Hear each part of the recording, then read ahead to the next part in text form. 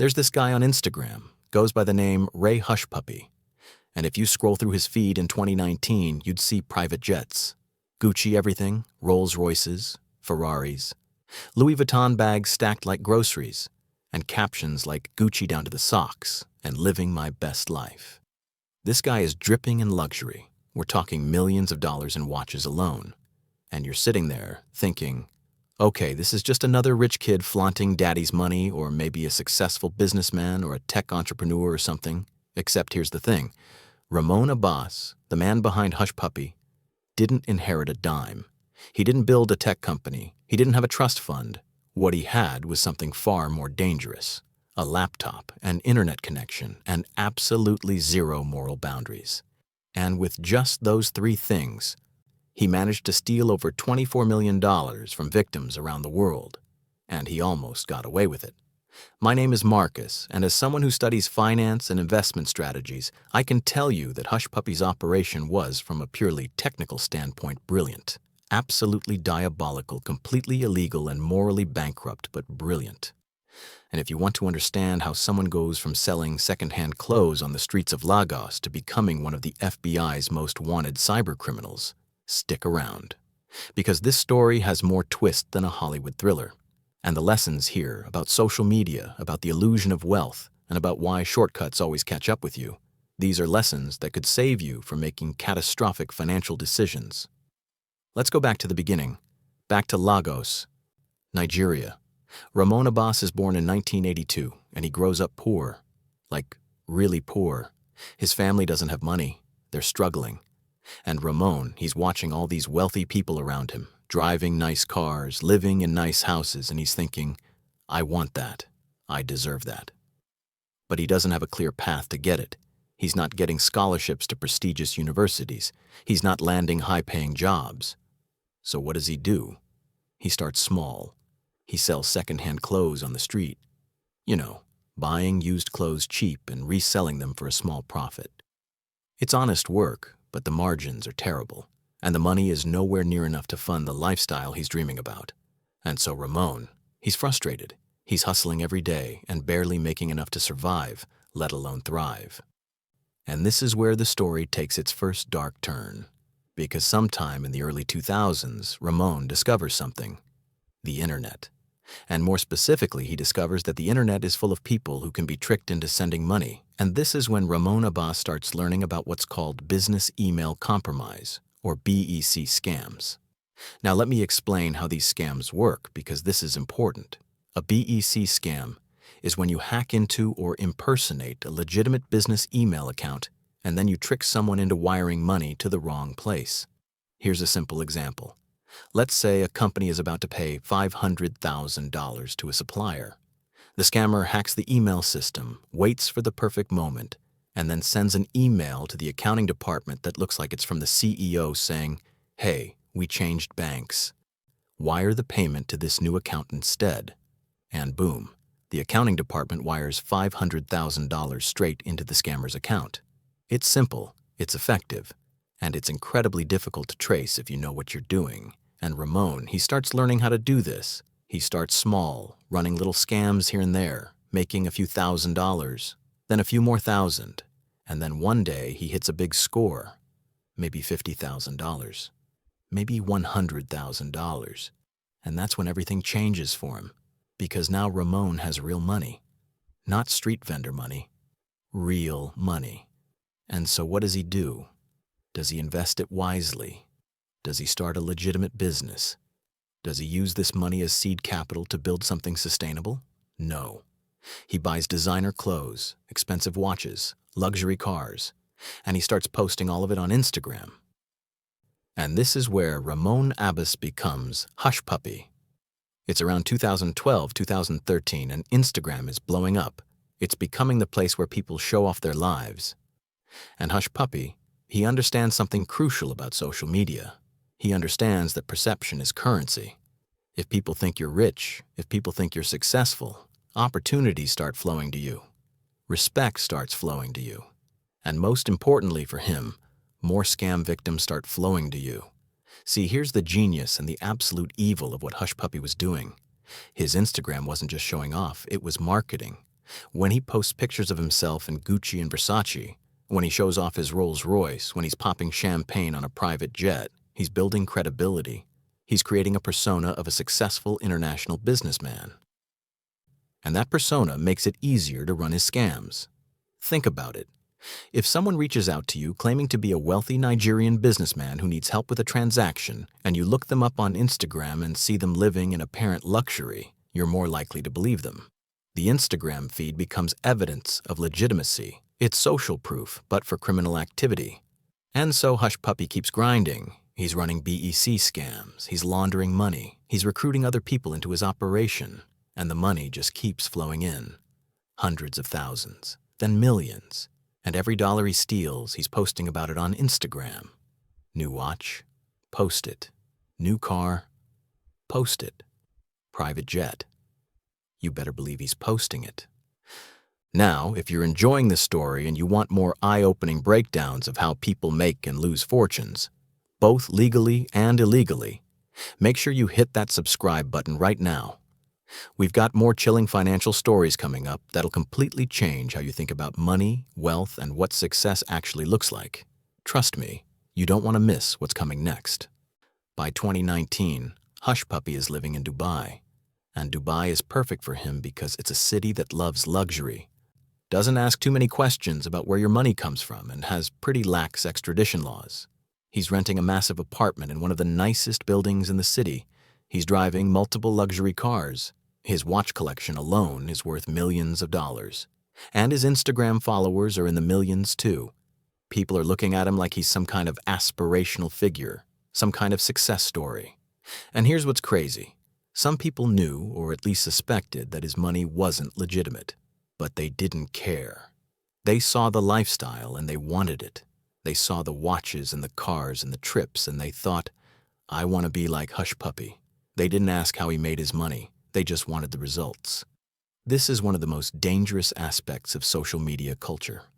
We've become so obsessed with the appearance of success that we've stopped asking about the substance of success. We see the Instagram highlight reel and we assume it's real. We assume it's legitimate. We assume if someone has expensive things, they must have earned them through hard work and smart decisions. But Hushpuppy didn't earn anything. He stole it. Every watch, every car, every private jet photo was funded by someone else's hard-earned money. Money that was supposed to go to legitimate business deals. Money that was supposed to pay employees. Money that was supposed to fund operations. He was stealing from real people and real companies, and then flexing about it on Instagram like he was some kind of genius entrepreneur, and the scale of his operation was staggering. The FBI estimates that Hushpuppy and his crew were responsible for attempting to steal over $1.6 billion. Billion. With a B, and they successfully got away with at least $24 million that we know of. Probably more. One of his biggest scores was a scam involving a Maltese bank. Hushpuppy and his crew managed to trick the bank into wiring $15.2 million. $15.2 million in a single transaction. And here's the thing. This wasn't some small-time community bank. This was a legitimate financial institution with cybersecurity protocols and fraud detection systems. And they still got scammed. Another major operation involved trying to steal $124 million from an English Premier League soccer club. $124 million. The scam ultimately failed, but the fact that they even got close shows you the level of sophistication we're talking about here. And through all of this, Hushpuppy is posting on Instagram, living his best life, showing off, taunting people, really. He's got posts where he's literally making fun of people who work regular jobs. He's calling people broke. He's acting like he's better than everyone else because he has money he stole. But here's where it all starts to fall apart. Because the FBI has been watching, and so has Interpol. And law enforcement agencies across Europe and the United States, they've been building a case. They've been tracking the money. They've been monitoring his communications, and they're getting close. Now, you'd think Hushpuppy would be paranoid about this. You'd think someone running a multi-million-dollar international fraud operation would be careful, would use encrypted communications, would avoid attention, but no. This guy is posting on Instagram every single day. He's giving interviews to blogs and magazines. He's basically putting up a billboard that says, "Hey, FBI, I'm right here." And this gets to a crucial point about criminal psychology and honestly about human psychology in general. When you're getting away with something for long enough, you start to feel invincible. You start to believe your own hype. Hushpuppy had been running scams for years. He'd made millions. He was living in Dubai, a place he thought was untouchable. He probably genuinely believed he was smarter than law enforcement, that he'd figured out a system they couldn't crack. This is the same psychological trap that catches insider traders, tax evaders, and financial fraudsters of all kinds. They get away with it once, twice, 10 times. And they start thinking they're geniuses who found a loophole in the system. They start taking bigger risks, getting sloppier. And that's when they get caught. So it's June 2020, middle of the COVID pandemic, and Hushpuppy is in his Dubai apartment, probably planning his next scam, probably about to post another flex on Instagram. And then, boom. The door explodes open. It's the Dubai police, and they're not alone.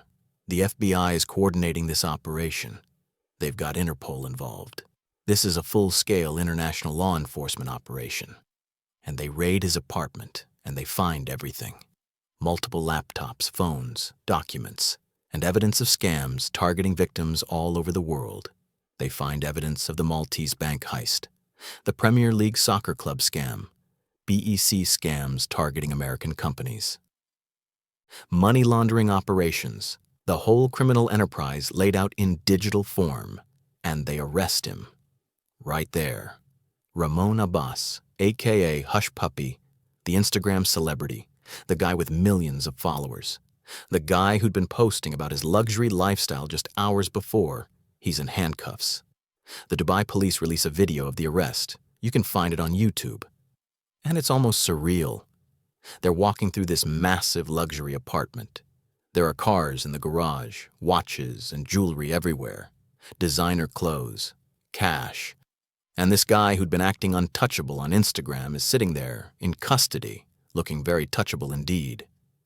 But here's where the story gets even more interesting, because Hushpuppy isn't just some random scammer. He's a high-profile criminal, and the United States wants him. They want to try him in federal court for cybercrimes and money laundering, and so they extradite him from Dubai to the United States.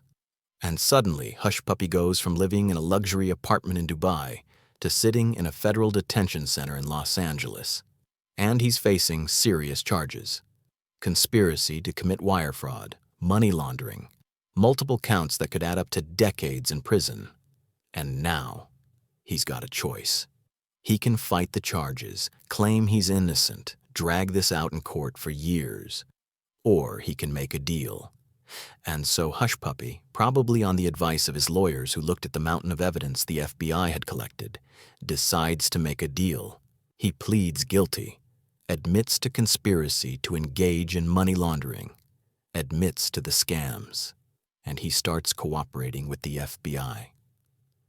And this is where it gets really interesting from a financial crime perspective, because Hushpuppy doesn't just admit to his own crimes, he starts giving up other people. He tells the FBI about his accomplices, about other scammers he was working with, about the networks and operations that he was part of. He becomes a federal informant. One of the people he helps the FBI catch is a guy named Woodbury, another Nigerian cybercriminal who was arrested at the same time. There are others too. Hushpuppy is basically unraveling an entire international cybercrime network, all to try to reduce his own sentence. But even with cooperation, even with pleading guilty, even with giving up his accomplices, Hushpuppy is facing serious time. The sentencing guidelines for his crimes suggest somewhere between 11 and 14 years in federal prison. Plus, he's got to forfeit everything: all the luxury cars, all the watches, all the designer clothes. Everything goes back to compensate his victims or get seized by the government. So in November 2022, Hushpuppy stands in front of a federal judge and receives his sentence: 11 years in federal prison.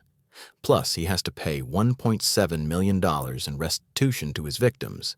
And after he serves his sentence, he gets deported back to Nigeria. The guy who was living in luxury apartments and flying on private jets is going to spend the next 11 years in a federal prison cell. And here's the part that should make everyone think. All of that flexing on Instagram, all those watches and cars and designer clothes, they're gone, seized, sold off. The apartment in Dubai, gone. The luxury lifestyle, completely evaporated. And what does he have to show for it? A decade in prison, a criminal record that will follow him forever, and the knowledge that every dollar he stole just bought him a more expensive prison sentence. Now, from a financial perspective, let's talk about what Hushpuppy actually accomplished. Because on the surface, he looks like he was successful, right? He made millions. He lived a lifestyle most people only dream about. But let's do the actual math. Hushpuppy's operation ran for maybe 10 years before he got caught. During that time, he successfully stole approximately $24 million that we know of. Sounds like a lot, right? But he was spending money as fast as he was stealing it. The watches, the cars, the rent, the lifestyle. He was probably burning through several million a year just maintaining appearances. So let's be generous and say he actually managed to save $10 million of that $24 million. That's $1 million per year over 10 years. And now he's going to spend 11 years in prison, meaning his criminal career earned him roughly $900,000 per year of freedom. And that's before accounting for legal fees, restitution payments, and the fact that everything he owned got seized anyway. Compare that to if he'd used even a fraction of the intelligence and work ethic he put into his scams and applied it to legitimate business, if he'd learned actual tech skills, if he'd built real companies, if he'd invested in legitimate opportunities. He could have made that same money legally, kept it all, and not spent a decade in federal prison. But here's the real tragedy of Hushpuppy's story. It's not just about the money he stole or the time he's spending in prison. It's about the thousands of people who saw his Instagram and thought, that's what success looks like. That's what I want. Young people, especially young Nigerians, looked at Hushpuppy and saw him as a role model. They saw the luxury and wanted to replicate it. Some of them probably got into cybercrime trying to be like him. They didn't see the fraud, the victims whose lives were damaged, or the inevitable criminal consequences. They just saw the Gucci and the Rolls Royce. This is the poison of Instagram culture. The highlight real life, the flex for validation economy, where the appearance of success becomes more important than actual success, where people will do anything, including commit serious crimes, just to look wealthy on social media. And here's what nobody talks about. Even the legitimate wealthy people on Instagram, the ones who actually earned their money legally, most of them aren't as rich as they appear. They're renting the private jets for the photo shoot. They're borrowing the jewelry. They're posing in cars and houses they don't own. The whole thing is performance art. And people are destroying their lives trying to replicate something that isn't even real. As someone who studies finance and investment, I can tell you that real wealth doesn't look like Hushpuppy's Instagram. Real wealth is boring. It's index funds and compound interest. It's living below your means and investing the difference. It's building legitimate businesses that provide value. It's patience and discipline and delayed gratification. There's no Instagram post for I maxed out my 401k this year.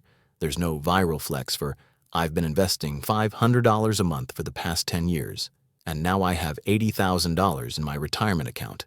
That doesn't get likes. It doesn't get followers. But it's what actually builds sustainable wealth. Hushpuppy had $24 million flow through his hands and ended up with nothing. Meanwhile, someone who started with nothing and just consistently invested modest amounts over the same 10-year period would have actually built real, lasting wealth that couldn't be seized by the FBI. The lessons from Hushpuppy's story are clear, even if they're not flashy.